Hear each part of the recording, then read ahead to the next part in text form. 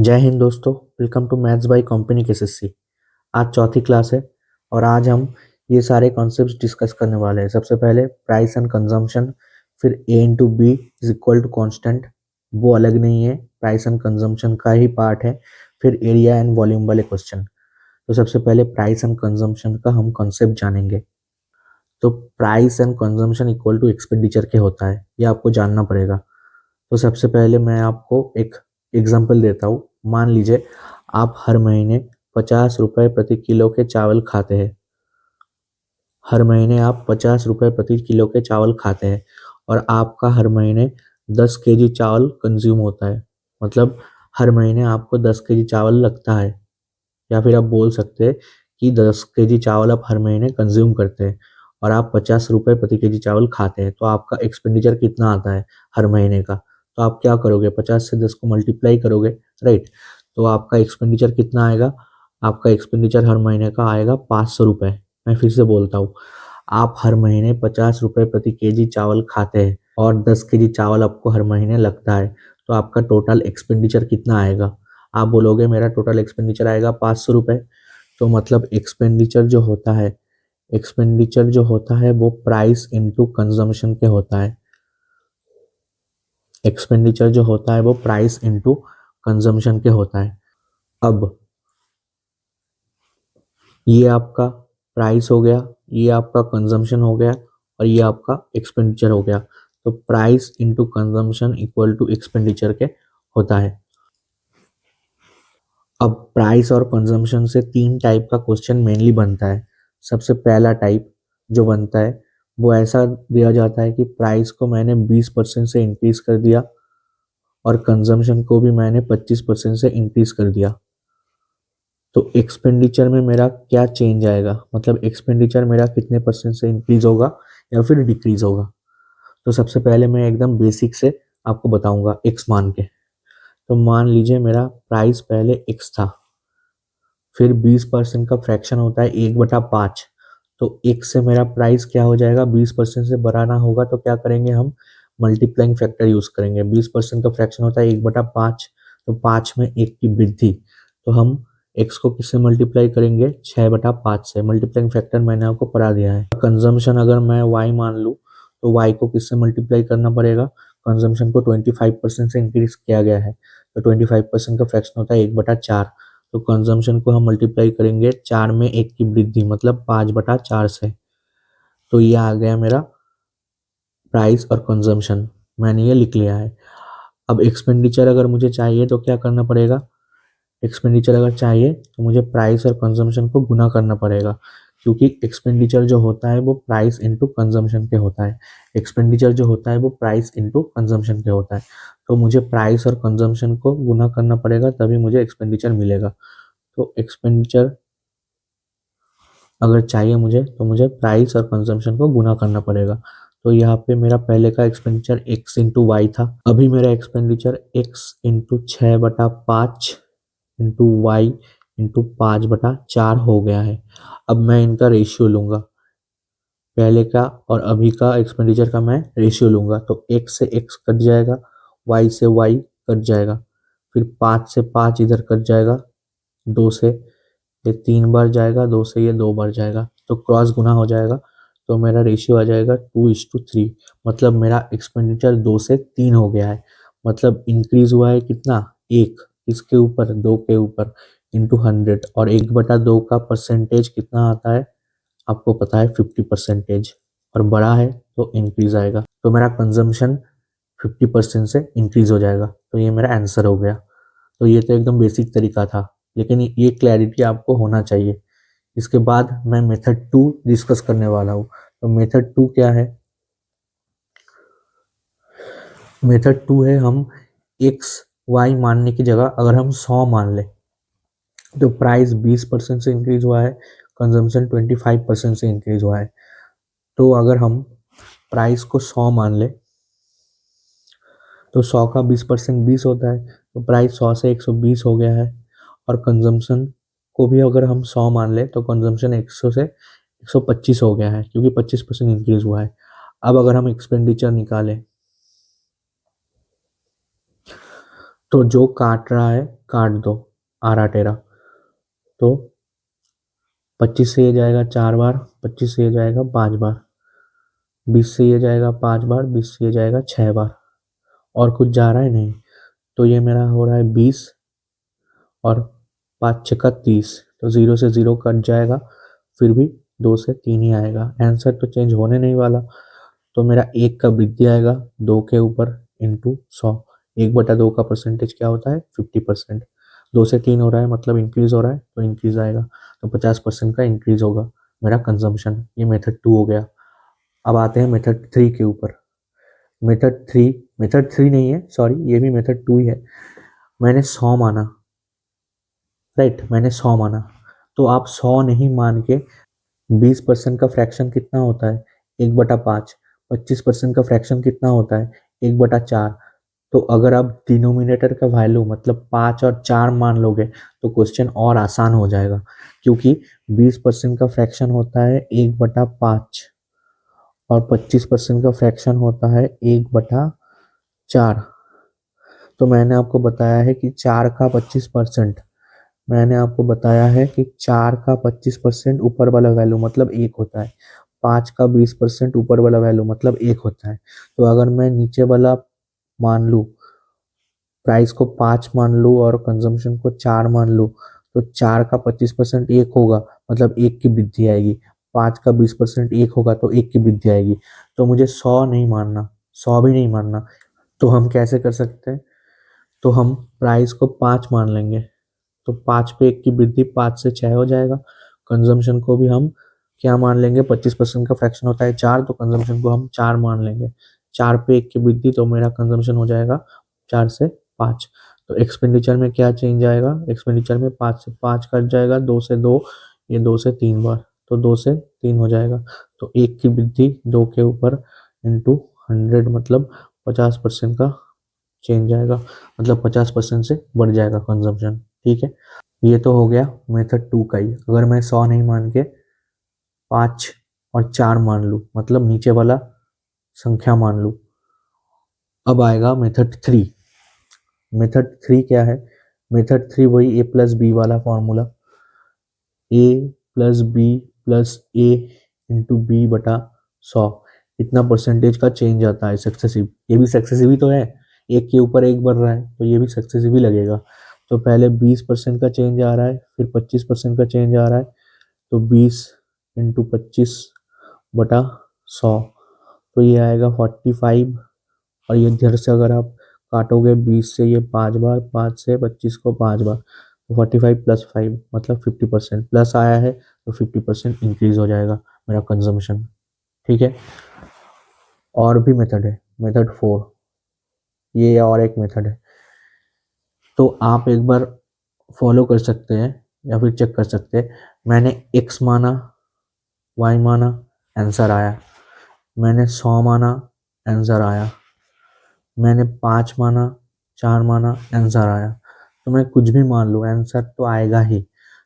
तो मैं अगर प्राइस को 100 मान लूँ, ये मेरा प्राइस है, ये मेरा प्राइस है, तो प्राइस को मैंने 20% से इंक्रीज कर दिया है, तो 100 का 20% 20 ही होता है, तो 100 से 120 हो गया मेरा अभी का प्राइस। अब इसी को अगर मैं कंजम्पशन मानना चालू कर दूं, अगर इसी को मैं कंजम्पशन मानना चालू कर दूं, मतलब अभी का कंजम्पशन अगर मेरा ये हो जाएगा, तो कंजम्पशन को अगर मैं 25% से बढ़ा दूं, तो 120 का 25% कितना होगा, 120 का 25% मतलब 120 का 1/4 मतलब 30 होगा, तो 120 को अगर मैं 30 से बढ़ा दूं तो ये हो जाएगा 150, तो मेरा कंजम्पशन 120 से 150 हो गया।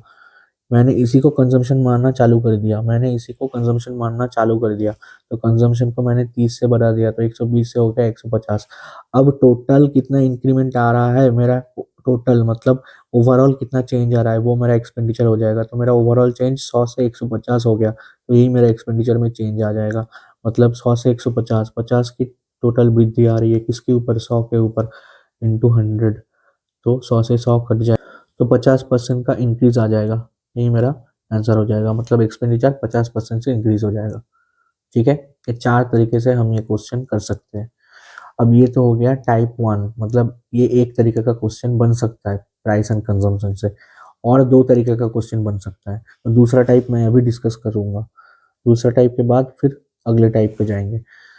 तो दूसरा टाइप क्या हो सकता है, अगर आपको बोल दे कि प्राइस को मैंने 20% से इंक्रीज कर दिया और कंजम्पशन को कुछ नहीं बोले कि कंजम्पशन को मैं कितना परसेंट से इंक्रीज या डिक्रीज करूँ, कि एक्सपेंडिचर में चेंज मतलब एक्सपेंडिचर मेरा 50% से इंक्रीज हो जाए।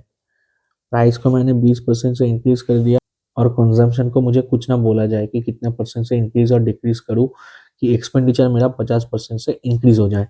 तो आप प्राइस को 5 मान लीजिए, 20% का फ्रैक्शन 1/5 होता है, तो प्राइस अगर 5 से 1 बढ़ जाएगा, 20% का फ्रैक्शन 1/5 मतलब 5 में 1 की वृद्धि, तो 5 से 6 हो जाएगा।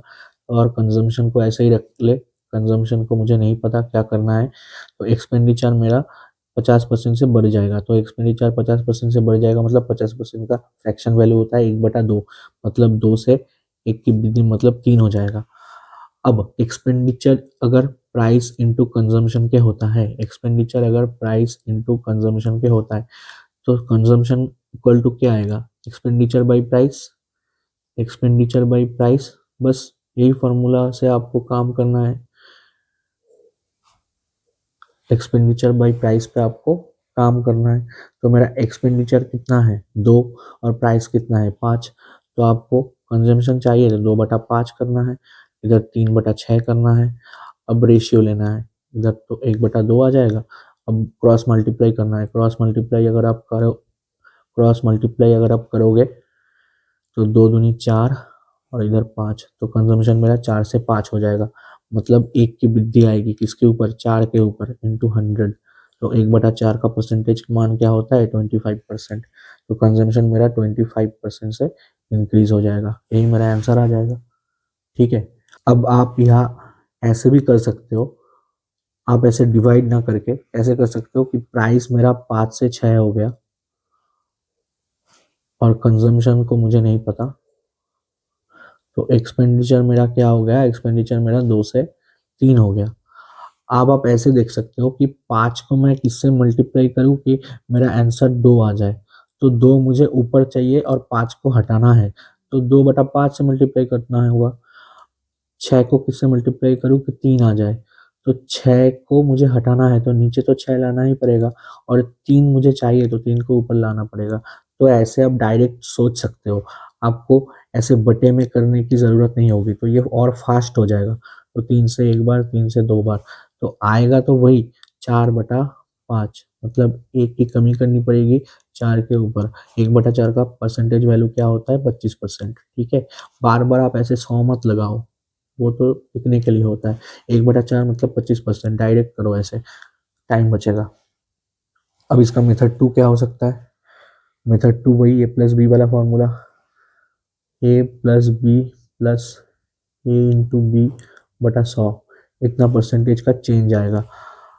अब इधर चेंज तो हमें दे दिया गया है कि एक्सपेंडिचर में चेंज 50% का आ रहा है, तो इधर फॉर्मूला कैसे लगेगा कि प्राइस में वृद्धि तो 20% का हो रहा है, बी में कितने परसेंट का वृद्धि या कमी हो रहा है, तो बी को हम जैसा है वैसा ही रख लेंगे।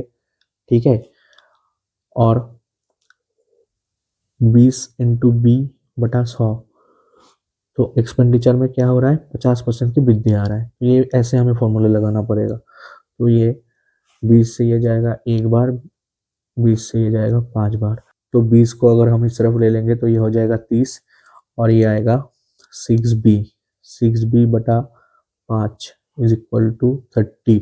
6 से ये जाएगा 5 बार, तो बी मेरा कितना आ जाएगा 25, प्लस आया है तो 25% इंक्रीज करना पड़ेगा मुझे, मेरा कंजम्पशन हो गया मेथड 2।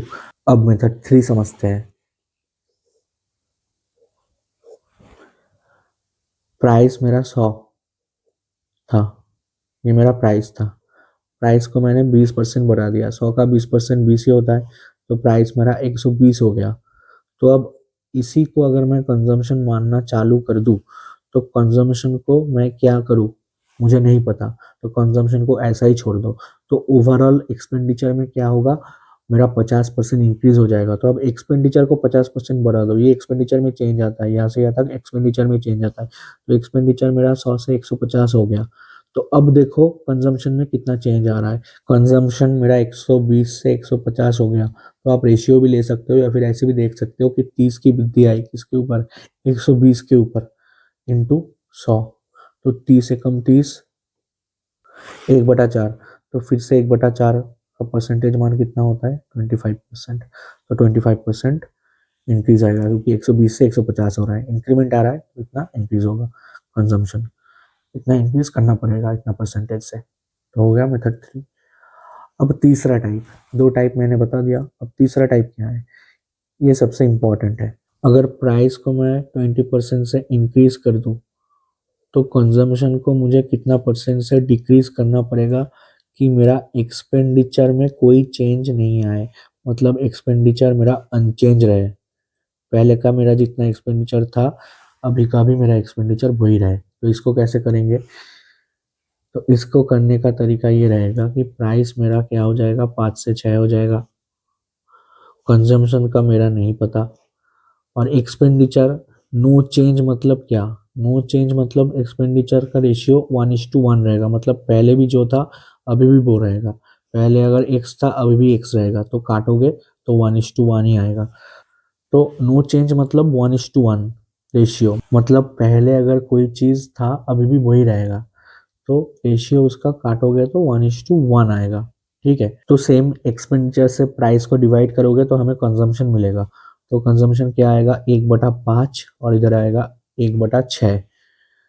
तो क्रॉस मल्टीप्लाई कर दोगे तो रेशियो क्या आएगा, रेशियो मेरा आएगा 6/5। तो कंजम्पशन का रेशियो आएगा 6/5, इधर लिख देता हूँ, कंजम्पशन का रेशियो आएगा 6 मतलब 6:5। तो इंक्रीज नहीं डिक्रीज कितने का हुआ, एक का, किसके ऊपर, 6 के ऊपर। तो 1/6 का परसेंटेज वैल्यू क्या होता है, 16 होल 2/3%। तो इतने परसेंट का डिक्रीज आएगा, मतलब कंजम्पशन को हमें 16 होल 2/3% से डिक्रीज करना पड़ेगा, तभी मेरा एक्सपेंडिचर नो चेंज रहेगा। ठीक है, अब आप एक बात फॉलो कर सकते हो, मतलब एक बात नोटिस करो कि मेरा प्राइस अगर 5 से 6 हो रहा है तो मेरा कंजम्पशन यहाँ उल्टा मतलब 6 से 5 हो रहा है, अगर मेरा एक्सपेंडिचर नो चेंज रहे। तो यही से मेरा एक कॉन्सेप्ट बिल्ड होता है कि अगर A into B equal to constant है, A into B is equal to K, मतलब अगर कॉन्स्टेंट है तो A is always inversely proportional होगा बी का, बी के, ए ऑलवेज इनवर्सली प्रोपोर्शनल होगा बी के। मतलब अगर मेरा प्राइस का रेशियो 5:6 हो रहा है तो मेरा कंजम्पशन का रेशियो हमेशा 6:5 होगा। फिर से बोलता हूँ, ए इज टू बी अगर कांस्टेंट है तो ए हमेशा इन्वर्सली प्रोपोर्शनल होगा बी के, जैसे expenditure is equal to price into consumption के होता है। तो यहाँ पे कांस्टेंट क्या है, यहाँ पे कांस्टेंट है एक्सपेंडिचर, एक्सपेंडिचर यहाँ पे कांस्टेंट है, जैसे एक्सपेंडिचर नो चेंज है, तो एक्सपेंडिचर क्योंकि यहाँ पे कांस्टेंट है तो प्राइस हमेशा इन्वर्सली प्रोपोर्शनल होगा कंजम्पशन के। तो प्राइस का रेशियो अगर 5:6 है तो कंजम्पशन का रेशियो डायरेक्ट हम लिख सकते हैं उल्टा, मतलब 6:5। तो ये बटे में ये सब करने की कोई ज़रूरत हमें नहीं है, तो डायरेक्ट हम लिख सकते हैं प्राइस का रेशियो अगर 5:6 है तो कंजम्पशन का रेशियो 6:5 हो जाएगा। तो अगर ये हो जाएगा तो मतलब कितना चेंज आ रहा है, मतलब कितना घट रहा है, एक घट रहा है किसके ऊपर, 6 के ऊपर। तो मतलब 1/6, 16 होल 2/3% का डिक्रीज आएगा मेरा कंजम्पशन। तो इतना डिक्रीज करेंगे तो नो चेंज आएगा एक्सपेंडिचर में, यही आंसर हो जाएगा, हमें और कुछ करने की ज़रूरत नहीं है। तो इसका मेथड 2 क्या होगा, इसका मेथड 2 वही ए प्लस बी प्लस ए इंटू बी बटा 100। समझ में तो आ रहा है ना आप लोगों को, अगर नहीं समझ में आए तो बताना, कमेंट कर सकते हो आप। और प्लीज़ टेलीग्राम चैनल को ज़रूर ज्वाइन कर लो, वहाँ पे टारगेट सीरीज चल रहा है, आप शुरू से शुरू करो तो भी अभी बहुत टाइम है, वो मतलब एकदम स्ट्रक्चर्ड और सिस्टमेटिक तरीके से चल रहा है, ऐसा सिस्टमेटिक तरीके से कहीं नहीं चलता, और वो भी फ्री में। और वहाँ पे मतलब नोट्स ऐसा दिया जा रहा है, मतलब आपको एकदम मज़ा आ जाएगा, आप ज़रूर ज्वाइन करो। और इस चैनल को सब्सक्राइब कर लो, लाइक करो, अगर आपको अच्छा लगे तो दोस्तों के साथ ज़रूर शेयर करो। बस यही मैं बोलना चाहता हूँ। अब बैक टू द, फिर से आते, चलो क्वेश्चन करते हैं। तो यहाँ पे नेट चेंज नो चेंज है, मतलब हमारा जो नेट चेंज आएगा वो जीरो आएगा। तो मतलब हम पहले 20% से प्राइस को इंक्रीज कर रहे हैं, फिर बी इधर माइनस लेना पड़ेगा क्योंकि हमें कंजम्पशन को डिक्रीज करना है। बोला गया है कंजम्पशन कितना परसेंट डिक्रीज करे। नो चेंज कब आएगा? पहले कोई चीज बढ़ा दिया, फिर से अगर हम किसी को बढ़ा देंगे तो और बढ़ जाएगा। मतलब कोई चीज बढ़ा दिया फिर हमें डिक्रीज ही तो करना पड़ेगा, तभी ना वो बैलेंस रहेगा। तो मैंने पहले तो प्राइस को बढ़ा दिया, फिर कंजम्पशन को तो डिक्रीज ही करना पड़ेगा, तो बी को हमें माइनस लेना पड़ेगा। फिर प्लस माइनस माइनस आएगा, फिर 20 इंटू बी आएगा बाई 100। ठीक है, तो नेट चेंज कितना आ रहा है? जीरो। तो ये आएगा 20 से काटो एक बार, ये 5 बार, तो 20 इधर रख लो, बाकी सब उधर ले जाओ। तो ये क्या आ रहा है? b/5 plus b is equal to 20, मतलब आ रहा है 6b/5 इक्वल टू 20। तो ये आ रहा है b इज इक्वल टू 100/6, 100/6 आ रहा है। तो 100/6 आ रहा है, मतलब b इक्वल टू क्या हो जाएगा? b equal to 16 whole 2/3 percentage. b minus लिया है हमने तो डिक्रीज आएगा, तो मतलब कंजम्पशन को हमें 16 होल 2/3% से डिक्रीज करना पड़ेगा। अब इसका मेथड 3 से क्या ये नहीं होगा? बिल्कुल होगा। अरे भाई, हम ऐसा मेथड नहीं बताते कि वो एक क्वेश्चन में लागू हो। मेथड शॉर्टकट ट्रिक वही है जो हर क्वेश्चन में चले, हर क्वेश्चन में लगे, तो हम वही लगाएंगे। तो वो कैसे कर सकते हैं? तो हम 100 मान लेंगे प्राइस को। तो प्राइस मेरा 100 है, 100 से कितना हो गया? 20% का वृद्धि आया, मतलब 100 से 120 हो गया। अब हम इसी को कंजम्पशन मान लेंगे। हम क्या करेंगे इस, और वैसे भी ये कोई शॉर्ट ट्रिक या फिर शॉर्टकट वैसा कुछ नहीं है, ये भी बेसिक से ही आया है। इसका लॉजिक अगर आप जानना चाहोगे वो भी मैं बता दूंगा। आप कमेंट करो एक बार, अगर 10 कमेंट आ गया कि हमें लॉजिक जानना है तो मैं अगली क्लास में लॉजिक इसका बता दूंगा। या फिर आप 20 लाइक का मैं टारगेट देता हूँ, 20 लाइक अगर इस वीडियो में हो गया तो मैं अगली क्लास में इसका लॉजिक भी बता दूंगा। लॉजिक के बिना कुछ नहीं होता, बेसिक के सिवा कुछ नहीं है, ये भी बेसिक से ही आया है। तो अगर इसी को मैं कंजम्पशन मान लूँ, अब कंजम्पशन में मैं कितने परसेंट की कमी करूँ कि मेरा एक्सपेंडिचर नो चेंज आए। तो कंजम्पशन को तो 120 से कंजम्पशन क्या होगा मुझे पता नहीं, वो तो निकालना पड़ेगा। लेकिन एक्सपेंडिचर मेरा नो चेंज आए, तो एक यहाँ से यहाँ एक्सपेंडिचर में चेंज आता है, तो इधर से इधर मेरा एक्सपेंडिचर आता है। तो एक्सपेंडिचर में नो चेंज मतलब पहले अगर 100 था तो अब भी 100 ही रहेगा। एक्सपेंडिचर यहाँ से यहाँ होता है, तो एक्सपेंडिचर अगर पहले मेरा 100 था, यहाँ से यहाँ तक एक्सपेंडिचर में चेंज आता है। तो एक्सपेंडिचर अगर पहले मेरा 100 था तो अब भी 100 ही रहेगा। अब देख लो कि कंजम्पशन में कितना चेंज आ रहा है, 120 से 100 हो रहा है। आप रेशियो भी ले सकते हो, जैसे 120 से 100 हो रहा है तो 20 से 6 बार, 20 से 5 बार, तो मतलब एक की कमी आ रहा है किससे? 6 पे, मतलब 100 इज इक्वल टू 16 होल 2/3% की कमी आएगा। तो मतलब कंजम्पशन मुझे 16 होल 2/3% से कम करना पड़ेगा, तभी मेरा एक्सपेंडिचर नो चेंज रहेगा। तो ये आंसर हो जाएगा। बाकी आप ऐसे भी कर सकते हो, 120 से 100 हो गया, मतलब 20 की चेंज आया किसके ऊपर? 120 के ऊपर, तो भी आंसर सेम ही आएगा। आप रेशियो ले लो, ऐसे कर लो, आंसर सेम ही आएगा। हो गया। अब इसी का एक्सटेंशन है, कुछ और टाइप के सवाल बनते हैं। जैसे बोला जाएगा कि आप बाजार में 100 रुपये लेके गए, और मतलब या फिर ऐसे बोला जाएगा कि आप पहले बाजार में 100 रुपये लेके जाते थे और आप 5 केजी चावल लेके आते थे। 2 महीने बाद आप बाजार में वही 100 रुपये लेके जाते हो, लेकिन आपको इस बार क्योंकि प्राइस बढ़ गया तो आपको 2 केजी चावल कम मिलता है, 2 केजी चावल कम मिलता है। तो आपसे पूछेगा कि प्राइस का सॉरी मतलब राइस का, मतलब चावल का ओरिजिनल प्राइस क्या था? क्या लिख रहा हूँ? ओरिजिनल प्राइस क्या था और अब का प्राइस मतलब रिड्यूस्ड प्राइस क्या है? रिड्यूस्ड प्राइस क्या है ये पूछा जाता है। ठीक है, यहाँ पे भी लगेगा जो A/B = K, मतलब कांस्टेंट वाला जो कॉन्सेप्ट मैंने बताया वही लगेगा। क्यों? अब बताओ क्यों लगेगा?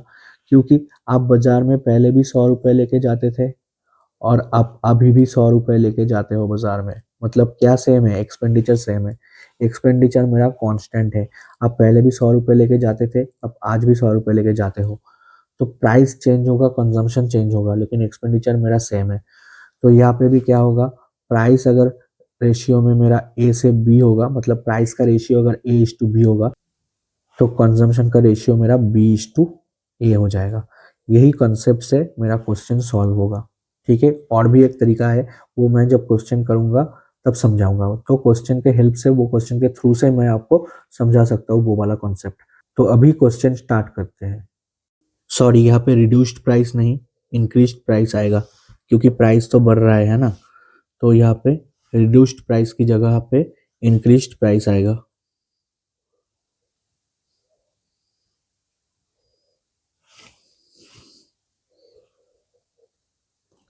मतलब आप ये समझ लीजिए कि हमें पहले का प्राइस और अभी का प्राइस पूछा जाएगा, और यहाँ पे क्योंकि हमने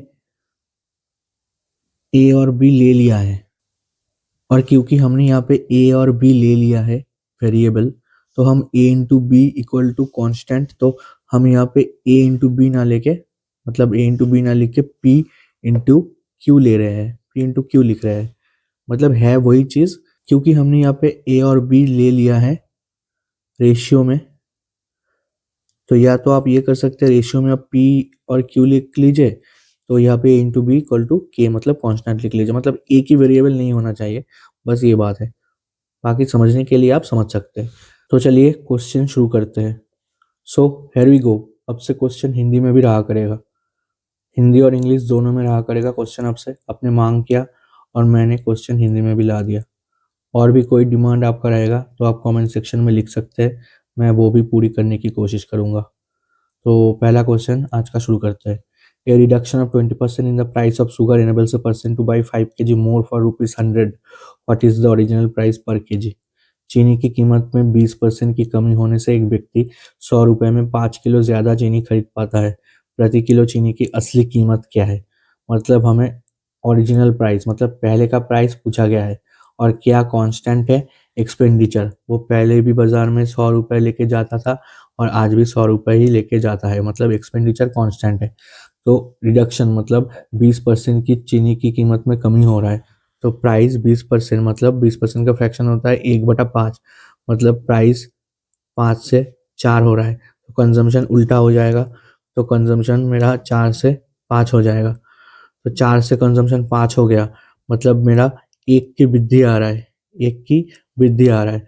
और इधर बोला गया है कि वो 5 kg ज्यादा शुगर खरीद पा रहा है। तो एक का वैल्यू क्या है?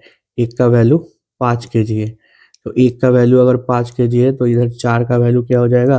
4 × 5, 20 kg। और 5 का वैल्यू क्या हो जाएगा? 5 × 5, 25 kg। समझ में आ रहा है? तो पहले वो 20 kg खरीदता था, अब वो 5 kg एक्स्ट्रा, मतलब 25 kg खरीदता है। तो अगर हम एक्सपेंडिचर को कंजम्पशन से डिवाइड कर दे तो हमें प्राइस मिल जाएगा, क्योंकि एक्सपेंडिचर जो होता है वो प्राइस इंटू कंजम्पशन का होता है। तो अगर हम एक्सपेंडिचर को कंजम्पशन से डिवाइड कर दे तो हमें प्राइस मिल जाएगा। हमें पहले का प्राइस पूछा गया है, तो पहले का कंजम्पशन क्या है? पहले का कंजम्पशन है 20 kg। तो वो 100 रुपये लेके जाता था, तो एक्सपेंडिचर मेरा 100 रुपये है। तो 100 को अगर हम 20 से डिवाइड कर दे तो पहले का प्राइस हमें मिल जाएगा। तो 20 से 100 5 बार जाएगा, तो 5 रुपीज़ हमें पहले का प्राइस, मतलब ओरिजिनल प्राइस मिल जाएगा। तो मेरा आंसर 5 रुपीज़ हो जाएगा। ठीक है, मैंने आपको पहले भी जब कॉन्सेप्ट समझा रहा था तब मैंने आपको बताया था कि ये क्वेश्चन एक और तरीके से किया जा सकता है, वो मैं क्वेश्चन जब आएगा तब बताऊंगा। तो और कैसे ये किया जा सकता है देखते हैं। मेथड 2।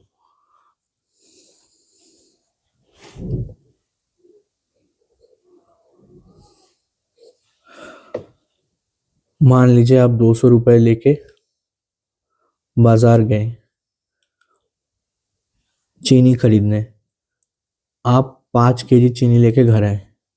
2 महीने बाद आप फिर से 200 रुपये लेके बाजार गए, और अब आपको जो बैग है आपका वो हल्का लगा, आपको 4 ही kg चीनी मिला। आप दुकानदार से बोलोगे कि भैया मुझे 1 kg चीनी कम मिला, 1 kg चीनी दो। तो दुकानदार ने आपसे बोला कि आप 50 रुपए और दो।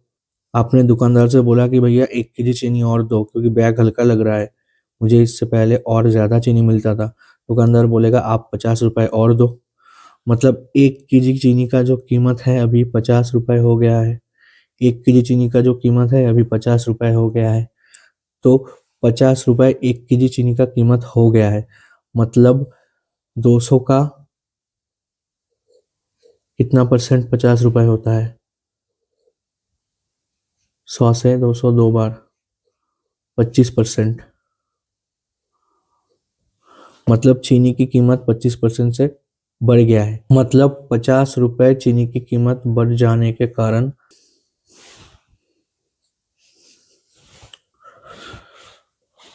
तो आपसे बोला जाएगा कि चीनी की कीमत 25% बढ़ जाने के कारण आप 1 केजी चीनी कम खरीद पाते हो।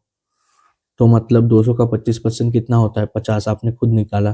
तो 50 रुपए आप 1 केजी चीनी के बराबर है। मतलब 1 केजी चीनी की कीमत अब 50 रुपए है। तो 200 का 25% जब आप निकालोगे वो क्या आएगा? वो 1 केजी चीनी के कीमत के बराबर आएगा।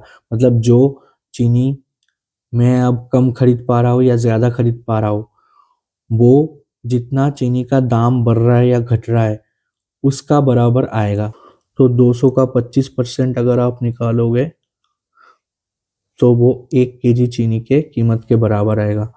मतलब 200 को 100 से दो बार और 25 दूनी 50, तो 50 रुपए मेरा 1 केजी चीनी के कीमत के बराबर आएगा। तो ये क्या आया? मेरा अभी का प्राइस आया। तो ये मेरा अभी का प्राइस आया, मतलब इंक्रीज्ड प्राइस आया।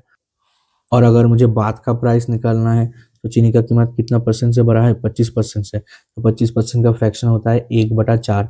मतलब चीनी का कीमत मेरा 4 से 5 हुआ है। तो अभी का प्राइस आया है 50। तो 50 5 की वैल्यू है, 50 5 की वैल्यू है। तो हमें 4 का वैल्यू चाहिए। तो 50 से 5 बार, 50 से 5 10 बार और ये 40। तो 40 रुपए प्रति किलो ये मेरा आएगा पहले का प्राइस। और मेरा अभी का प्राइस है 50 रुपए प्रति किलो। समझ में आया? इस तरीके से भी हम कर सकते हैं। तो यहाँ पे पहले प्राइस आता है और पहले वाले मेथड 1 से पहले क्वांटिटी आता है। ये बस डिफरेंस है। तो हम क्वेश्चन के अनुसार जो तरीका बेस्ट रहेगा वो तरीका हम लगाएंगे। तो क्वेश्चन के अनुसार हमें चूज करना होगा कि कौन सा क्वेश्चन में कौन सा तरीका लगाना है। अगर हमसे प्राइस पूछा जाए तो हम ये तरीका लगा देंगे, और अगर हमसे क्वांटिटी पूछा जाए तो हम पहला वाला तरीका लगा देंगे, क्योंकि पहला वाला तरीके से क्वांटिटी पहले आता है और इस तरीके से प्राइस पहले आता है। तो अब इस क्वेश्चन को इस तरीके से कैसे करें, ये तो मैंने एक एग्जाम्पल लिया। तो मेथड 2 से कैसे करें ये क्वेश्चन वो देखते हैं। तो a reduction of 20% in the price of sugar enables a person to buy 5 kg more for ₹100। तो 100 का डायरेक्ट अब 20% निकाल दो। तो 100 का 20% किसका वैल्यू होगा? 5 kg का वैल्यू होगा। तो 1 kg का वैल्यू हमें चाहिए। 100 से 100 कट जाएगा तो 20/5, 5 इधर ले आओ तो ये 1 kg का वैल्यू हो जाएगा। तो 5 से 20 को 4 बार, तो 4 रुपए मेरा 1 kg का वैल्यू है। तो 20% की रिडक्शन मतलब कमी आई, 20% का फ्रैक्शन 1/5, मतलब मेरा 5 से 4 हो गया। और ये क्या आया? मेरा अभी का प्राइस आया। तो 4 मेरा 4 का वैल्यू है, तो पहले का प्राइस 5, तो 5 रुपए प्रति केजी मेरा पहले का चीनी का मूल्य आ जाएगा। तो आंसर तो बदलने नहीं वाला, ठीक है, कैसे भी करो ये मेरा आंसर आ जाएगा। अब बोला गया है if the price of rice is reduced by 24%, it enables Alok to buy 10 kg more rice for rupees 2500। The reduced rate of rice per kg is। तो reduced rate पूछा गया है, मतलब अभी का प्राइस पूछा गया है, तो ये डायरेक्ट आएगा। तो हम क्या करेंगे? 2500 का 24% निकाल देंगे। 2500 का 24%, 4% का वैल्यू होता है 1/25, 24% मतलब 6/25। ये मेरा 10 kg का वैल्यू आ जाएगा, 10 kg का कीमत आ जाएगा। अब अगर 25 से जाएगा तो ये 100 बार मतलब 600। अब 600 को अगर 10 से भाग लगा देंगे, ये 10 को अगर इधर लेके आएंगे तो ये 1 kg का वैल्यू आ जाएगा। तो वही तो पूछा है, तो 0 से 0 कट जाएगा, तो मेरा 60 रुपए प्रति किलो आ जाएगा डायरेक्ट। 60 रुपए प्रति किलो आ जाएगा, यही मेरा आंसर हो जाएगा direct. If the price of a movie ticket increased by 12 whole 1 by 2% and the sale of tickets also increased by 8 whole 1 by 2%, then find percentage change in income। Income कैसे आता है? देखो, एक तो इनकम होता है जो होता है एक्सपेंडिचर प्लस सेविंग के, ये तो एक इनकम होता है जो एक्सपेंडिचर प्लस सेविंग के होता है। लेकिन यहाँ पे वो नहीं बोला गया है, यहाँ पे बोला गया है प्राइस और सेल के बराबर जो इनकम आता है। मतलब एक इनकम ऐसा भी होता है, मान लो कोई थिएटर में मूवी टिकट का कुछ प्राइस है और पर डे वहाँ पे सेल होता है मान लो 1000 टिकट, तो उससे भी तो एक इनकम जनरेट होगा, राइट। मान लो मूवी टिकट का प्राइस एवरेज में मान लेता हूँ 200 रुपये है पर टिकट, और पर डे 1000 टिकट बिकता है, तो इससे भी तो एक इनकम जनरेट होता होगा। मतलब कितना हो रहा है, 2 लाख। तो ये मेरा सीन हो गया। तो ये भी तो ए इंटू बी वाला सिस्टम बन रहा है, तो ए इंटू बी वाला जहाँ पे भी बनेगा वो सक्सेसिव बनेगा, तो यहाँ पे भी वो लग जाएगा। तो price of A movie ticket increase by 12.152%, तो प्राइस क्या हो रहा है, 8 से 9 हो रहा है। 12.5% का वैल्यू, परसेंटेज वैल्यू 1/8 होता है, तो 8 से 9 हो रहा है। और sale of tickets also increase by 8 whole 1/2%। अब इसका फ्रैक्शन आपको नहीं आता तो आप क्या करोगे, जैसे परसेंटेज से फ्रैक्शन कन्वर्शन मैंने आपको सिखाया है वैसे ही करोगे। 8 दूनी 16 और एक 17/2, तो 17/2 और परसेंटेज के लिए 100 नीचे, तो 17/200, मतलब 200 से 217 हो गया। ठीक है, अब कुछ काटा कुटी जा रहा है तो काटो, अगर नहीं कट रहा है तो ऐसे ही रख दो। तो ये 1600 से मेरा कितना हो जाएगा, इतना। तो वृद्धि आ रही है कितने की, 353 की, किसके ऊपर, 1600 के ऊपर, इंटू 100। तो 2 जीरो से मेरा 2 जीरो चला गया। अब 16 से, 16 दूनी 32, 3 33, 16 दूनी 32, 1/16। तो अब ये 1/16 आ रहा है, इतना परसेंट, तो 1/16, तो मेरा 16 से अगर हम 1 को डिवाइड करेंगे तो जाहिर सी बात है मेरा पहले पॉइंट के बाद जीरो तो आएगा ही, क्योंकि पॉइंट से 1 जीरो आ रहा है, 16 से नहीं जा रहा है, तो जीरो तो आएगा ही। तो जीरो आएगा, फिर 100 होगा, जीरो आएगा, मतलब पॉइंट से 1 जीरो आ रहा है लेकिन 16 को तो नहीं जा रहा है, तो जीरो आएगा, 100 होगा, 16 से 6 बार, तो मेरा आंसर 22.06, मतलब 22 पॉइंट, पहले 6 नहीं आएगा, पहले जीरो आएगा फिर 6 आएगा, तो ये आंसर हो जाएगा। पूरा करने की ज़रूरत नहीं है, फिर भी पूरा करना चाहते हो तो 16×6 = 96, तो मेरा आ रहा है 4, फिर पॉइंट के कारण जीरो, फिर 16×2 32, ठीक है, तो 8 आ रहा है, जीरो, फिर 5 बार, 16×5 = 80, तो 80 से 80 कट जाएगा, ठीक है। तो 22.0625% ये मेरा आंसर हो जाएगा। The price of a commodity is decreased by 25% and therefore a household increase the consumption of that commodity by 20 kg to keep the expenditure same। तो expenditure same रखने के लिए बोला गया है, expenditure मेरा same मतलब खपत same। तो price of a commodity decreased by 25%, 25% का फ्रैक्शन होता है 1/4, तो 4 से 3 हो गया प्राइस, तो कंजम्पशन क्या हो जाएगा, उल्टा 3 से 4 हो जाएगा। अब बोला गया है therefore a household increase the consumption of a commodity by 20 kg, लेकिन यहाँ से हम देख पा रहे हैं कि एक का अंतर है, तो एक मेरा 20 kg का वैल्यू है, ठीक है, तो 20 kg का वैल्यू मेरा क्या है, एक है। अब बोला गया है what was the earlier consumption, तो अर्लियर कंजम्पशन मेरा 3 है, अभी का कंजम्पशन 4 है, तो अर्लियर कंजम्पशन पूछा गया है तो 3 से मल्टीप्लाई कर दो, तो 60 kg आ जाएगा मेरा अर्लियर कंजम्पशन, ये आंसर हो जाएगा, ठीक है। If the price of tea increased by 40%, by how much percentage must the consumption of tea be decreased so as not to increase the expenditure। यहाँ पे भी सेम, एक्सपेंडिचर को सेम रखने के लिए बोला गया है ताकि एक्सपेंडिचर ना बढ़े, मतलब एक्सपेंडिचर सेम, एक्सपेंडिचर कांस्टेंट रखना होगा। तो price of T increase by 40%, price मेरा 40% से इंक्रीज हुआ है, 40% का फ्रैक्शन होता है 2/5, मतलब 5 के ऊपर 2 की वृद्धि, तो मतलब प्राइस मेरा 5 से 7 हो रहा है, तो कंजम्पशन मेरा उल्टा मतलब 7 से 5 होगा, तो 2 की कमी आएगा किसके ऊपर, 7 के ऊपर। और 2/7 का परसेंटेज वैल्यू क्या है, 1/7 होता है 14 होल 2/7%, तो 2/7 दो गुना मतलब 28 होल 4/7% की कमी आएगी। ये मेरा आंसर हो जाएगा, है ऑप्शन यस, 28 होल 4/7% की कमी आ जाएगी। If the price of onion increases from rupees 60 per kg to rupees 75 per kg, then by what percentage a household should decrease the consumption of onion so that expenditure remains same? यहाँ पे भी expenditure remains same, लेकिन यहाँ पे आपको ratio नहीं दिया गया है या फिर परसेंटेज वृद्धि नहीं दिया गया है। यहाँ पे ₹60 पर केजी टू ₹75 पर केजी कर दिया गया है, तो वही है, बात सेम ही है। यहाँ पे रेशियो नहीं दिया गया है, यहाँ पे वैल्यू, ओरिजिनल वैल्यू दिया गया है कि 60 से 75 हो जाता है पर केजी।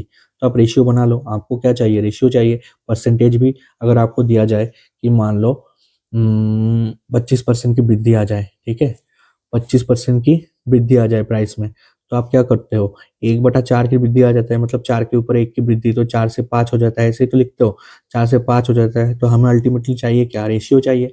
तो आप रेशियो बना लो, आप रेशियो बना लो, ये बस घुमाने के लिए ऐसा दिया जाता है। तो 60 से 75 हो गया है प्राइस, तो 60 से अगर 75 हो गया है, तो आपको चाहिए तो रेशियो 15 से काट दो, 15 से 4 बार, 15 से 5 बार, तो अल्टीमेटली आएगा तो वही 4 से 5 हो गया है। अब एक्सपेंडिचर हमें सेम रखना है, तो हमें उल्टा करना पड़ेगा, 5 से 4, तो मतलब 1 की कमी करनी पड़ेगी 5 के ऊपर, तो 1/5 का परसेंटेज वैल्यू क्या होता है, 20%। तो ये मेरा आंसर हो जाएगा, 20% की कमी करनी पड़ेगी, ठीक है, क्योंकि एक्सपेंडिचर हमें चेंज नहीं करना है, एक्सपेंडिचर को सेम रखना है, तो ये मेरा आंसर हो जाएगा। If the price of rice is increased by 25%, then by what percentage consumption of rice should be decreased so that the expenditure incurred on rice gets decreased by 40%? तो यहाँ पे एक्सपेंडिचर 40% से कम हो रहा है, यहाँ पे एक्सपेंडिचर सेम नहीं रह रहा है, तो प्राइस क्या कर रहा है, प्राइस को इंक्रीज कर रहा है 25% से, तो 25% का फ्रैक्शन होता है 1/4, तो प्राइस तो 4 से मेरा 5 हो रहा है, कंजम्पशन का मेरा पता नहीं, then by what percentage consumption of price should be decrease, कितना डिक्रीज, हमें ये पता है कि कंजम्पशन डिक्रीज हो रहा है, so that the expenditure incurred on rice gets decrease by 40%, 40% का फ्रैक्शन होता है 2/5, तो मतलब 5 से मेरा 3 हो रहा है। अब 4 से मैं क्या मल्टीप्लाई करूं कि मेरा 5 आ जाए, 4 से मैं क्या मल्टीप्लाई करूं कि मेरा 5 आ जाए, तो 5/4 से मल्टीप्लाई कर दो, 4 से 4 कट जाएगा, 5 आ जाएगा, तो मैं 5/4 से मल्टीप्लाई कर दूंगा। और 5 से क्या मल्टीप्लाई करूँ कि 3 आ जाए, तो पहले तो हमें ऊपर 3 चाहिए, तो 3 तो लाना पड़ेगा, और 5 से डिवाइड कर दो, तो 5 से 5 कट जाएगा, तो 3/5 से मैं मल्टीप्लाई कर दूंगा।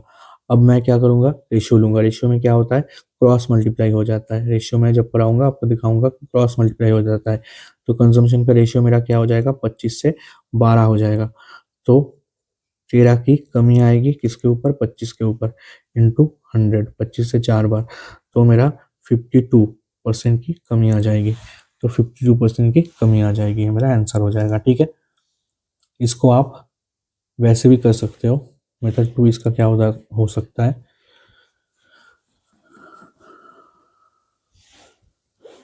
कि price of rice increased by 25%, तो मेरा प्राइस 100 से प्राइस 100 का 25% 25 ही होता है, तो 100 से 125 हो गया मेरा प्राइस। अब इसी को मैं अगर कंजम्पशन मानना चालू कर दूं, मैं अगर इसी को कंजम्पशन मानना चालू कर दूं, तो कंजम्पशन में कितने की डिक्रीज आएगी ये तो मुझे नहीं पता, लेकिन एक्सपेंडिचर में मेरा 40% का डिक्रीज आ रहा है, यहाँ से यह एक्सपेंडिचर में चेंज होता है, एक्सपेंडिचर में मेरा 40% का चेंज आ रहा है, मतलब 100 से 160 नहीं, 100 से 60 होगा, क्योंकि 40% की कमी आ रहा है, तो 100 से 40 माइनस करोगे तो 60 आएगा। अब देखो कंजम्पशन में कितना चेंज आ रहा है, 125 से 60 हो रहा है, आप रेशियो ले सकते हो, 25 से नहीं 5 से काटोगे 25 बार, और यह 5 से काटोगे 12 बार, तो 25 से 12 हो रहा है, मतलब 13 की कमी आ रही है 25 के ऊपर, इंटू 100, तो 25 से ये 4 बार, तो 52% की कमी आएगी, आंसर कभी नहीं बदलेगा, ठीक है। when the price of an item was reduced by 25%, तो प्राइस 25% से रिड्यूस कर दिया गया है, मतलब 25% का वैल्यू होता है 1/4, मतलब 4 से 3 कर दिया गया है, then it sale was increase by X%। अच्छा, if there is an increase of 20% in the receipt of the revenue then the value of x will be, ये भी सेम ही है, प्राइस और सेल को मल्टीप्लाई कर दे तो रेवेन्यू आता है। रेवेन्यू क्या है? रेवेन्यू मतलब प्राइस इनटू सेल, अगर प्राइस इनटू सेल करें तो हमें रेवेन्यू मिलता है। रेवेन्यू कैसे जनरेट होता है? मान लीजिए मैं वो मूवी थिएटर का ही एग्जांपल देता हूँ, तो मूवी थिएटर का रेवेन्यू कैसे जनरेट होता है? कितना प्राइस है टिकट का और कितना सेल हो रहा है, वो प्राइस इंटू सेल को मल्टीप्लाई करोगे तभी तो रेवेन्यू जनरेट होगा। तो प्राइस 4 से 3 हो रहा है, तो रेवेन्यू में चेंज कितना आ रहा है? 20% से रेवेन्यू इंक्रीज हो रहा है। मेरा सेल का नहीं पता, सेल का नहीं पता क्या हो रहा है, इंक्रीज हो रहा है ये पता है, it sale was increase by X%, x का वैल्यू मुझे चाहिए, तो सेल ऐसे ही रख देंगे और रेवेन्यू मेरा 20% से इंक्रीज हो रहा है। 20% का फ्रैक्शन होता है 1/5, मतलब रेवेन्यू मेरा 5 से 6 हो जाएगा। तो अब 4 को किससे मल्टीप्लाई करें कि 5 आ जाए? तो आप कहोगे कि 5/4 से मल्टीप्लाई कर दो, और 3 को किससे मल्टीप्लाई करो कि 6 आ जाए? 2 से मल्टीप्लाई कर दो। अब 2 के नीचे इधर 1 है डिनोमिनेटर में, अब क्रॉस मल्टीप्लाई कर दो तो सेल मेरा 5 से 8 हो गया। अब कितने की वृद्धि आई? 3 की। किसके ऊपर? 5 के ऊपर। 3/5 का परसेंटेज वैल्यू क्या होता है? 60%, तो 60% की वृद्धि आई, तो ये मेरा आंसर हो जाएगा बी। ओके, अब ये एक बड़ा क्वेश्चन है, इसके लिए जगह कम पड़ेगा, देखते हैं। Every month a man consumes 20 kg of rice and 8 kg of wheat, जैसा बोलता है वैसा लिखते जाते हैं, राइस और व्हीट, और थोड़ा इधर लिखते हैं। Every month man consumes 20 kg of rice, तो राइस तो कंज्यूम करते हैं 20 kg और व्हीट कंज्यूम करते हैं 8 kg पर महीने। The price of rice is 20% of the price of wheat. अब प्राइस, प्राइस बोला गया है, the price of rice is 20% of the price of wheat, तो 20% मतलब 1/5। अगर व्हीट का प्राइस मेरा 5 होगा, 20% मतलब 1/5, तो 5 और 1, price of rice is 20% of the price of wheat, मतलब व्हीट का प्राइस अगर 5 होगा तो राइस का प्राइस मेरा 1 होगा। अब ये तो रेशियो में मान है, तो हम x अगर इनके साथ मान लेंगे तो ये मेरा ओरिजिनल वैल्यू हो जाएगा, मतलब व्हीट का प्राइस 5x है और राइस का प्राइस 1x है, ठीक है, मतलब 1x मतलब x है, resulting in A total expenditure of ₹300। तो अगर हम कंजम्पशन से प्राइस को मल्टीप्लाई कर दिए, कंजम्पशन है, कंजम्पशन से प्राइस को मल्टीप्लाई करते तो मेरा एक्सपेंडिचर आएगा, तो एक्सपेंडिचर मेरा क्या आएगा? 20x, और इसको अगर हम जोड़ दें ये आएगा 40x, ये मेरा टोटल 300 के बराबर आएगा, क्योंकि हमें बोला गया है resulting in A total expenditure of ₹300। तो मेरा 60x का वैल्यू आ रहा है 300, तो x मेरा आ जाएगा 5, x मेरा आ जाएगा 5, तो x का वैल्यू मुझे मिल गया। यहाँ से मैं पढ़ते जा रहा हूँ और सॉल्व करते जा रहा हूँ क्योंकि ये बड़ा क्वेश्चन है। x का वैल्यू मेरा 5 आ गया, तो अगर x का वैल्यू मेरा 5 आ गया तो मैं यहाँ पे क्या कर सकता हूँ, x की जगह 5 लिख सकता हूँ। तो मेरा राइस का प्राइस कितना है? 5 रुपीज़ पर केजी, और मेरा व्हीट का प्राइस कितना है? 5 × 5 मतलब 25 रुपीज़ पर केजी, ठीक है। तो resulting in A total expenditure of ₹300 per month for rice and wheat combined, for rice and wheat combined, if the price of wheat is increased by 20%। अब 20% से अगर व्हीट का प्राइस बढ़ जाए, 20% का फ्रैक्शन होता है 1/5, मतलब 25 को 6/5 से अगर गुना कर दे, मल्टीप्लाइंग फैक्टर, 20% का फ्रैक्शन होता है 1/5, 25 को 20% से बढ़ाना है तो 5 में 1 की वृद्धि, मतलब 6/5 से मल्टीप्लाई कर देंगे तो 5 6 का 30, मतलब अगर 25 से व्हीट का प्राइस 30 हो जाए, what percentage reduction in rice consumption is needed to maintain the same expenditure of ₹300। और राइस का प्राइस हमें कुछ नहीं बोला गया है तो ये 5 ही रहेगा, राइस का प्राइस 5 रुपीज़ ही रहे और व्हीट का प्राइस अगर 30 रुपीज़ हो जाए, तो given that price of rice and consumption of wheat is constant, price of rice, rice का प्राइस मतलब पहले 5 तो अभी भी 5 है, और व्हीट का प्राइस 20% से बढ़ गया मतलब 25 से 30 हो गया, तो अब 300 रुपये ही खर्च करना है, हमें 300 रुपये खर्च करना है। तो बोला गया कि what percentage reduction in rice, and what percentage reduction in rice consumption, rice के कंजम्पशन में कितना परसेंटेज का रिडक्शन करना पड़ेगा। तो 8 kg व्हीट हम खाते हैं, अब 25 से 30 हो गया, तो 30 रुपये प्रति केजी अगर हम 8 kg व्हीट खाएंगे तो यही तो 30 × 8 मेरा 240 रुपये हो गया। 240 रुपये तो मेरा इधर हो गया, तो मेरे पास बचा कितना, 300 से 240 अगर माइनस कर दोगे तो मेरे पास बचा 60 रुपये। तो 60 रुपये मुझे राइस खरीदना है। तो 5 रुपये के हिसाब से अगर मैं 60 रुपये में राइस खरीदूंगा तो 60 को 5 से डिवाइड करूंगा तो मैं 12 kg राइस ही खरीद पाऊंगा। तो मैं पहले 20 kg राइस खरीदता था, अब मैं 12 kg राइस खरीदता हूँ। तो मैं क्या रेशियो ले लूंगा या ऐसे ही देख लूंगा, 20 से 12 हो गया, मतलब 8 की कमी आई 20 के ऊपर इंटू 100, तो मतलब 5 बार जाएगा, 40% की कमी आ जाएगी। ये मेरा आंसर हो जाएगा। ठीक है, ऐसा क्वेश्चन आएगा तो आप एग्जाम में लीड ले पाओगे। मतलब ये क्वेश्चन आएगा तो ये सब नहीं कर पाएंगे, बहुत से स्टूडेंट ये छोड़ के आएंगे, और अगर आप ये कर लिए तो आपको लीड मिल जाएगा। अच्छा, अब यहाँ से एरिया एंड वॉल्यूम वाले सवाल शुरू होते हैं। तो एरिया एंड वॉल्यूम वाले सवाल भी सेम ही है, अलग नहीं है। क्यों? क्योंकि जैसे रेक्टेंगल का एरिया हो गया, रेक्टेंगल का एरिया का फॉर्मूला क्या होता है, ये लेंथ होता है, ये ब्रेथ होता है। तो एरिया का फॉर्मूला हमारा हो जाता है लेंथ इंटू ब्रेथ। तो ये भी देखो दो चीज़ का प्रोडक्ट आ रहा है, तो कभी भी अगर दो चीज़ का प्रोडक्ट मिलके एक चीज़ आए तो वहाँ सक्सेसिव लग जाता है। वहाँ हम ये वाला expenditure is equal to price into consumption, यहाँ पे भी देखो price into sale equal to revenue, ये हम लगा सकते हैं। तो मतलब कोई भी दो चीज़ का प्रोडक्ट अगर एक चीज़ आ जाए तो हम यहाँ पे ये प्राइस इंटू कंजम्पशन वाला जो हमारा कॉन्सेप्ट है ये हम लगा सकते हैं। जैसे अगर स्क्वायर हो गया, तो स्क्वायर का आप बोलोगे तो स्क्वायर का तो ऐसा नहीं होता है, स्क्वायर का हर साइड बराबर होता है, तो ए होता है। तो स्क्वायर का तो ए स्क्वायर ही होता है एरिया, स्क्वायर का एरिया तो ए स्क्वायर ही होता है। तो आप बोलोगे कि स्क्वायर का तो ऐसा नहीं होता है, स्क्वायर का तो ऐसा नहीं होता है। मैं आपको बताता हूँ, स्क्वायर का भी सेम ही होता है। आप एरिया को, ए स्क्वायर को ए इंटू ए लिख सकते हो, तो ये भी सेम ही है। हाँ, बस ये है स्क्वायर का जो मल्टीप्लाई होगा वो दोनों सेम ही होगा, बस ये अंतर है। अब 3D जो शेप होता है, जैसे हमारा स्फीयर हो गया, जैसे हमारा स्फीयर हो गया, स्फीयर का एक रेडियस है, तो स्फीयर का जो रेडियस है, और अगर हम स्फीयर का सरफेस एरिया देखें तो वो होता है 4 पाई r²।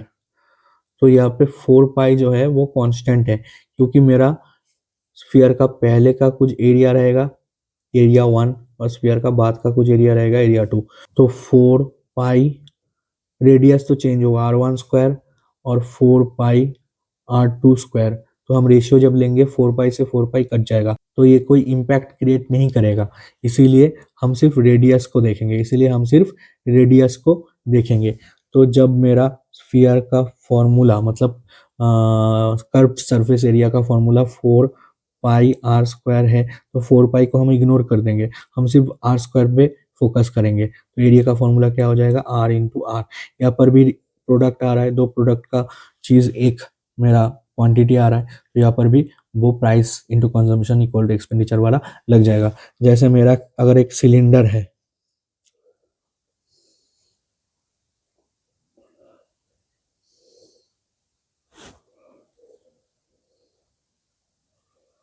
जैसे मेरा एक सिलेंडर है, उसका भी एक रेडियस होता है, तो उसका रेडियस अगर मैं r मान लूँ तो इसका कर्व सरफेस एरिया होता है 2 पाई r h। तो मेरा 2 पाई का तो कोई इम्पैक्ट नहीं क्रिएट करेगा, 2 पाई मतलब ये तो कांस्टेंट है। तो r इंटू एच मेरा एरिया का फॉर्मूला हो जाएगा। तो ये भी प्रोडक्ट में आ रहा है। इसका वॉल्यूम का फॉर्मूला क्या होगा, इसका वॉल्यूम का फॉर्मूला होगा πr²h। तो पाई का तो कोई इम्पैक्ट नहीं होगा, तो वॉल्यूम हो जाएगा r इंटू एच के। तो प्रोडक्ट 2 3 4 कुछ भी आ सकता है, प्रोडक्ट ऐसा नहीं कि दो ही आना पड़ेगा। तो यहाँ पे 2 बार तो रेडियस में चेंज आएगा और एक बार हाइट में चेंज आएगा। तो इसका हाइट मान लेते हैं कि h है, इसका हाइट h है। ठीक है, और स्फीयर का वॉल्यूम का फॉर्मूला क्या है, स्फीयर का वॉल्यूम का फॉर्मूला है, मोटा कैसे हो गया, और स्फीयर का वॉल्यूम का फॉर्मूला क्या है? स्फीयर का वॉल्यूम का फॉर्मूला है 4/3 पाई आर क्यूब। ये स्फीयर का वॉल्यूम का फॉर्मूला है। तो 4/3 पाई तो कांस्टेंट रहेगा, इसकी हमें कोई ज़रूरत नहीं है। तो डायरेक्ट आर आ जाएगा, मतलब 3 बार आर में चेंज होगा, मतलब 3 बार रेडियस में चेंज होगा। ठीक है। और एक होता है कोन।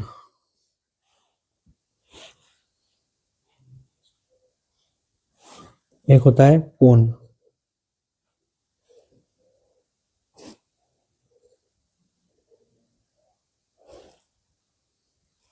कोन का जो वॉल्यूम होता है वो होता है 1/3 पाई आर स्क्वायर एच।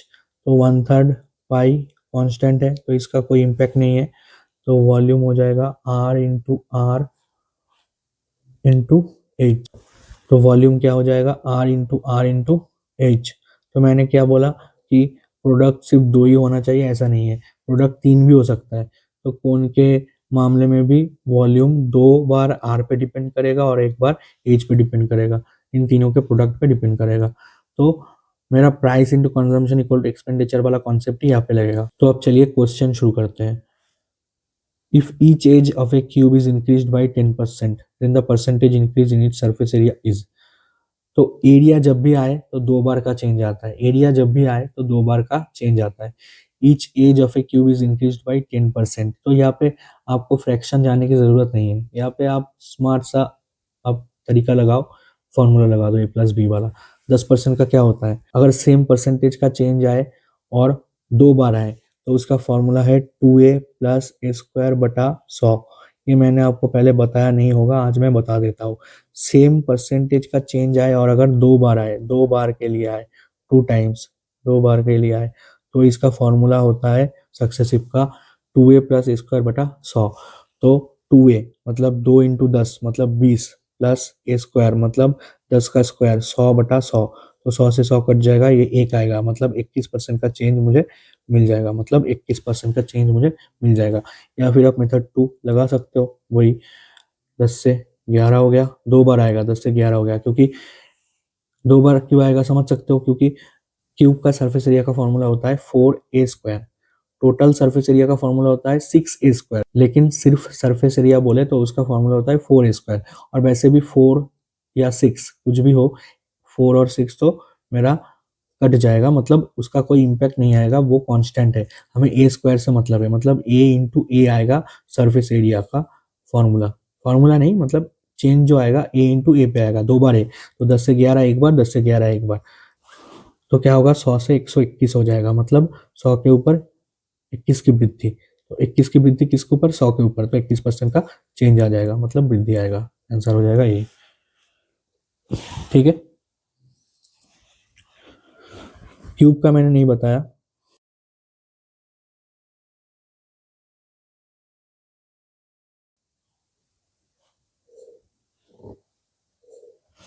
ये मेरा क्यूब हो गया। ठीक है। तो इसका और भुजा अगर ए है तो इसका वॉल्यूम हो जाएगा A³। ये मेरा वॉल्यूम हो जाएगा। तो वॉल्यूम में चेंज कैसा आएगा? A × A × A, मतलब 3 बार का चेंज आएगा। 3 बार का A में चेंज आएगा। और इसका सरफेस एरिया 4A², मतलब A × A 2 बार चेंज आएगा। ठीक है। और क्यूबॉइड,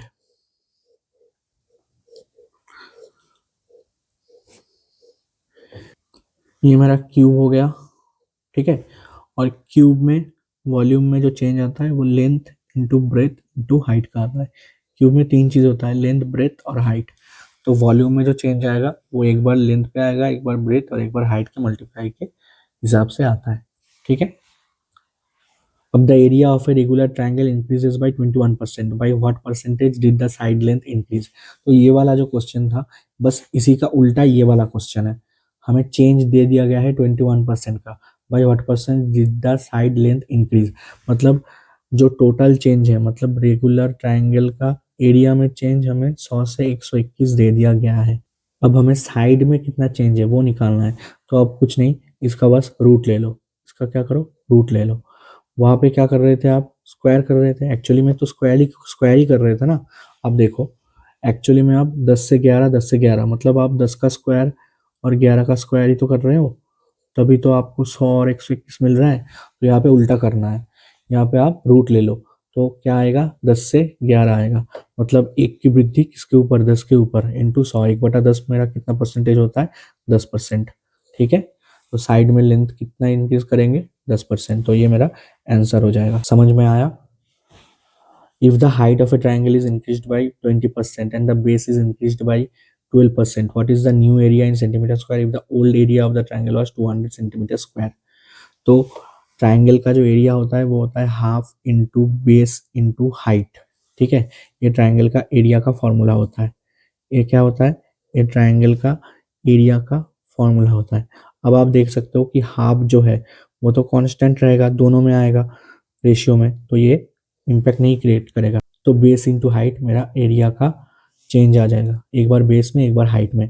तो बोला गया है हाइट इज इंक्रीज बाई 20%, मतलब 1/5, मतलब 5 से 6 कर दिया गया है हाइट को, और बेस भी इंक्रीज कर दिया गया है 12% से। 4% 1/25, 12% 3/25, मतलब 25 से कर दिया गया है 28।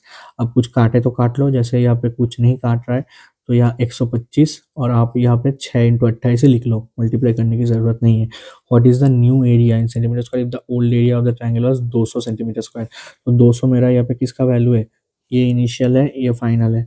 तो इनिशियल मेरा 125 200 का वैल्यू है, हमें 6 इंटू 28 का वैल्यू चाहिए। तो 25 से ये 5 बार, 25 से ये 8 बार, तो और कुछ जा रहा है, नहीं जा रहा है। तो आप 2 से ऊपर नीचे मल्टीप्लाई कर दो, क्योंकि पॉइंट में तो आना है।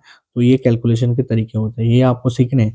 16 से 6 बार 96, अब 96 को 28 से मल्टीप्लाई कर दो। कैसे करोगे, 8 6 जा 48 का 8 कैरी 4, अब ऐसे क्रॉस कर दो, 8 9 जा 72 और 4 76, और 6 2 जा 12, तो ये आएगा 88, 88 का 8 कैरी 8, 9 2 जा 18 और 8 26। अब 26.8 मतलब 2688, अब नीचे 10 है तो ये आ जाएगा मेरा आंसर, क्योंकि नीचे मेरा 10 है।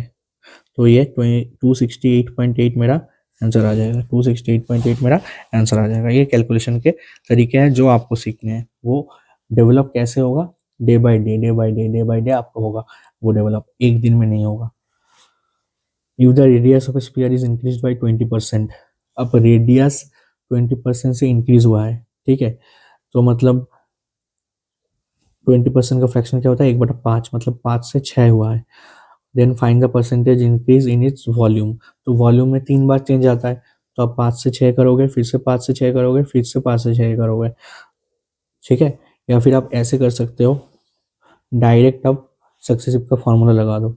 20 दो बार 20 में चेंज आएगा, तो मैंने अभी आपको बताया आज ही कि इसका फॉर्मूला होता है, अगर सेम परसेंटेज 2 बार चेंज आए तो वो होता है 2a + a² / 100, 2 टाइम्स आता है। तो 20 में अगर वो वाला फॉर्मूला लगा दे तो 2 इंटू 20 मतलब 40, प्लस 20 का स्क्वायर मतलब 400/100, तो इससे ये कट जाएगा, 44 आ गया। अब 44 में फिर से 20 का लगा दो, 44 + 20 + 44 इंटू 20/100, 0 से 0 कट जाएगा, तो ये आएगा 64 प्लस 8.8 आएगा, तो मेरा आएगा 72.8% का चेंज। कितना आसानी से हो गया। अब यहीं पे अगर आप फ्रैक्शन लगाने जाओगे तो आपको ये टफ पड़ेगा, तो आपको ये सोच डेवलप करना पड़ेगा कि मैं इसको किस मेथड से सॉल्व करूँ।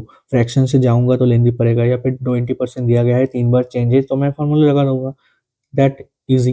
तो आपको ये सोच डेवलप करना पड़ेगा अपने अंदर। If the curve surface area of a cylinder is increase by 20% and height is decreased by 4%, then the net decrease or increase in the volume will be। तो वॉल्यूम का फॉर्मूला होता है सिलेंडर का πr²h, और curve surface area का formula होता है 2πrh। ये एरिया का फॉर्मूला होता है सिलेंडर का। तो यहाँ पे 2π और यहाँ पे पाई, ये तो कांस्टेंट है, तो इसका तो कोई इम्पैक्ट नहीं रहेगा। अब हमें कर्व सरफेस एरिया में चेंज दे दिया गया है, रेडियस का हमें नहीं पता, हाइट का नहीं पता, लेकिन हमें एरिया में चेंज पता है, 20% का इंक्रीज आया है। 20% मतलब 1/5, मतलब 5 से 6 हो रहा है। और हाइट इज डिक्रीज बाई 4%, 4% का फ्रैक्शन होता है 1/25, मतलब 25 से 24 हो रहा है। अब एरिया होता है 2πrh, तो 2π तो गया RH, तो आर कैसे मिलेगा, आर मिलेगा अगर एरिया को हाइट से डिवाइड कर दे तो आर मिलेगा 5/25 और 6/24 से। एरिया को मैंने हाइट से डिवाइड कर दिया। अब आप क्या कर सकते हो, क्रॉस मल्टीप्लाई कर सकते हो या फिर यहाँ से भी काट सकते हो। मैं नहीं काट रहा, मैं क्रॉस मल्टीप्लाई कर रहा। तो 120:150 आएगा, ये मेरा रेशियो आएगा आर का। ठीक है, तो 0 से 0 काट दो, 3 से काट दो 4 बार, 3 से काट दो 5 बार, तो 4 से 5 हो रहा है यार, मतलब 1 की वृद्धि आ रही है 4 के ऊपर। 1/4 मतलब 25% की इंक्रीज आ रहा है। तो अगर 25% का इंक्रीज आ रहा है तो अब बोला गया है and height is decrease by 4%, then the net decrease और increase in the volume will be. अब वॉल्यूम का फॉर्मूला क्या होता है, वॉल्यूम का फॉर्मूला होता है R square H. R square H, तो आर में 2 बार चेंज आ रहा है 25% का, तो आर में तो 2 बार चेंज आ रहा है 25% का, मतलब 4 से मेरा 5 हो रहा है और 4 से मेरा 5 हो रहा है। और हाइट में डिक्रीज आ रहा है 4% का।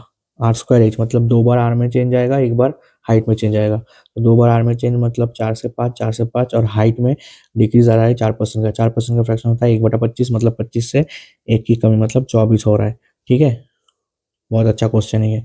तो अब आप काट लो इसे, 4 से ये 6 बार, 5 से ये 5 बार, अब 5 से 5 फिर कट जाएगा, 2 से 2 बार, 2 से 3 बार। तो मैं रेशियो यहाँ लिख लेता हूँ, 2 से 3 हो रहा है, मतलब 1 की वृद्धि हो रहा है 2 के ऊपर। तो 1/2% में मेरा 50% का इंक्रीज आएगा। ठीक है, ये मेरा आंसर हो जाएगा। अच्छा क्वेश्चन था।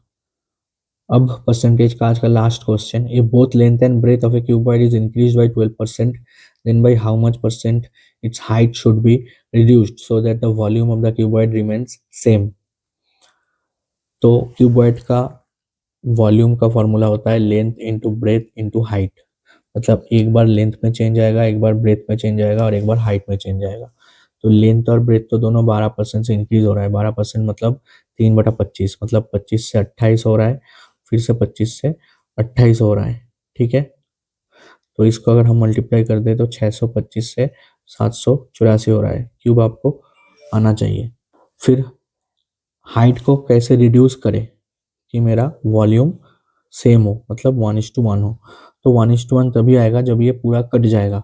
तो आप हाइट को क्या करोगे, 784 से 625 करोगे, तभी तो 784 से 784 और 625 से 625 काट के मेरा रेशियो 1:1 आएगा, मतलब उल्टा करना पड़ेगा। समझ गए आप, उल्टा करना पड़ेगा। तो हाइट मेरा 784 से 625 हो रहा है, तो कितने का डिक्रीज आ रहा है, 159 का। किसके ऊपर, 784 के ऊपर, इंटू 100। तो मैंने आपको पहले भी बताया था, जो नीचे का वैल्यू होता है वो बेस वैल्यू होता है और उसका मान हमेशा 100% होता है। तो 100% यहाँ पे क्या है, 784, और हमें 159 का वैल्यू, मतलब 159 किस परसेंट के इक्वल है वो हमें फाइंड करना है।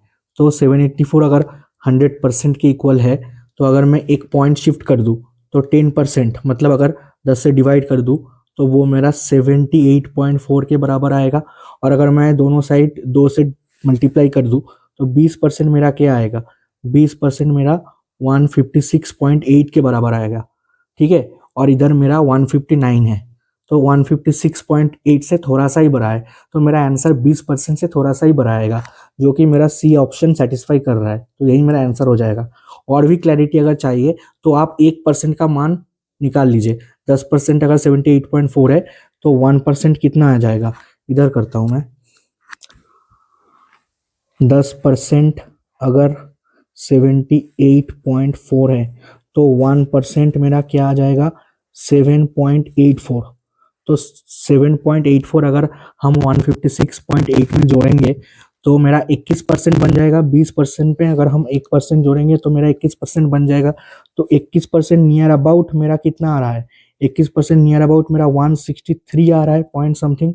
तो 163 159 से बढ़ा जा रहा है, मतलब 21% तो 159 से बढ़ा जा रहा है। तो ये तो मेरा आंसर नहीं होगा। तो मेरा आंसर 20% से थोड़ा सा बड़ा, क्योंकि 20% 156.8 है और मेरा आंसर 159 है, तो 20% से थोड़ा सा बड़ा और 21% से छोटा आएगा, तो यही मुझे सेटिस्फाई करके दे रहा है, तो ये मेरा आंसर हो जाएगा। ठीक है, तो यहाँ से मिक्स्ड क्वेश्चन शुरू होते हैं। There are two numbers such that the first number is twice the second number, if their average is 30 then what is the positive difference between the two numbers. तो दो नंबर है, उनका ratio है 2:1। First number is twice the second number, मतलब अगर दूसरा number एक है तो फर्स्ट नंबर मेरा दो हो जाएगा। इनका एवरेज बोला गया है 30 है, तो एवरेज अगर 30 है तो जैसे दो नंबर का एवरेज अगर 30 है तो सम कितना होगा, 60 हो जाएगा। तो 60 मेरा किसका वैल्यू है, तीन का वैल्यू है। इन दोनों का सम कितना है, तीन, तो 60 तीन का वैल्यू है। Then what is the positive difference between the two numbers, तो दोनों नंबर का डिफरेंस कितना है, बीच, दोनों नंबर का बीच डिफरेंस कितना है, एक का डिफरेंस है, दो और एक का बीच एक का डिफरेंस है, तो एक का वैल्यू हमें चाहिए। तो 20 से कट जाएगा 20 बार और 20 से कम 20, तो ये मेरा आंसर हो जाएगा।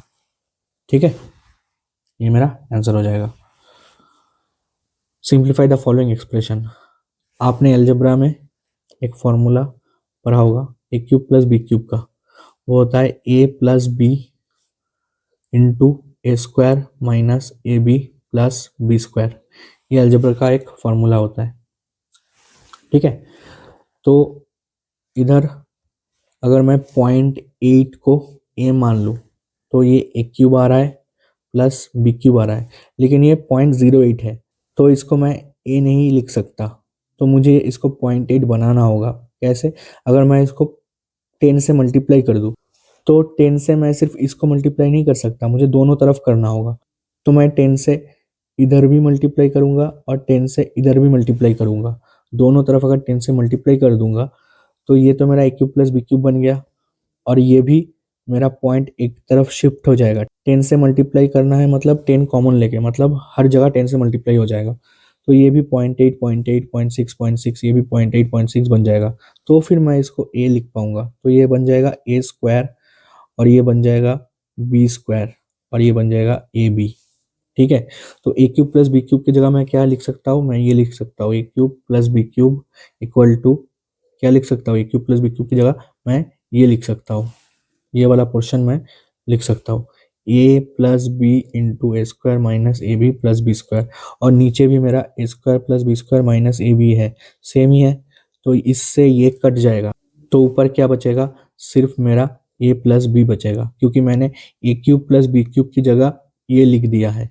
अब ये जब लिख दिया है तो ये वाला सेम है, इससे ये कट जाएगा, तो बचेगा क्या, सिर्फ ए प्लस बी। आप लिख के देखना, बस सोते रहते हुए अगर आप देखोगे तो आपको समझ में नहीं आएगा। अब खुद से एक बार लिख के देखना, सिर्फ ए प्लस बी बच जाएगा। अब जब ए प्लस बी बच जाएगा, मैंने तो ये 10 को काम में ले लिया है, ये 10 मेरा इसमें घुस गया, तो ऊपर बचेगा सिर्फ 10 इंटू ए प्लस बी, सिर्फ 10 इंटू ए प्लस बी, और नीचे का मेरा कट गया है, तो 10 इंटू ए प्लस बी, ए कितना है मेरा 0.8, ए कितना है 0.8, तो मैं 0.8 को प्लस करूंगा 0.6 के साथ, क्योंकि बी मेरा 0.6 है, 0.8 मेरा ए है और 0.6 मेरा बी है। ओके, तो ये मेरा कितना आ रहा है 1.4 और इंटू 10 तो है ही, तो ये मेरा 14 आंसर आ जाएगा। ठीक है, A person walked from his house to a supermarket at the rate of 10 km per hour and walked back at the rate of 5 km per hour. For the whole journey, he took 1 hour 30 minutes. Find the distance from his house to the supermarket. तो distance same है, distance same है, तो speed का जो ratio है या फिर speed inversely proportional हो जाएगा टाइम के, मतलब स्पीड का जो रेशियो है वो उल्टा हो जाएगा टाइम के। ये मैंने पहले भी एक दिन आपको बताया था। तो हमारा स्पीड का रेशियो क्या है 10:5, मतलब स्पीड का रेशियो क्या है 2:1, तो टाइम का रेशियो हो जाएगा 1:2। टाइम का रेशियो क्या हो जाएगा 1:2, तो टोटल टाइम ले रहा है 1 आवर 30 मिनट्स, मतलब 90 मिनट्स, तो 90 मिनट्स 1 + 2 3 का वैल्यू है, 90 मिनट्स 3 का वैल्यू है। तो अब आप इस तरह से निकाल लो डिस्टेंस या फिर इस तरह से निकाल लो डिस्टेंस, दोनों तरफ से डिस्टेंस सेम ही आएगा, किसी एक जगह से निकालना।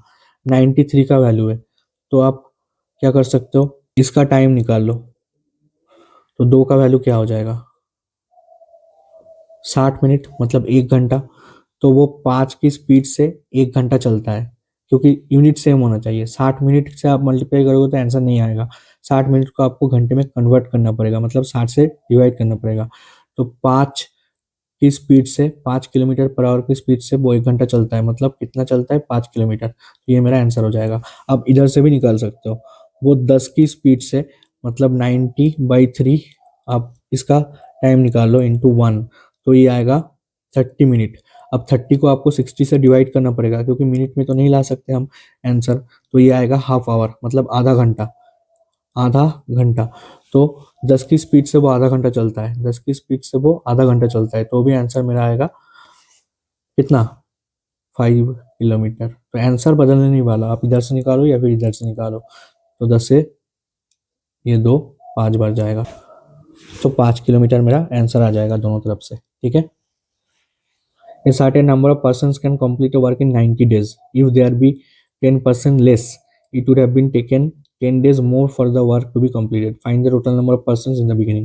तो ये क्वेश्चन में, ये सब क्वेश्चन में हमें टोटल वर्क को इक्वेट करना होता है।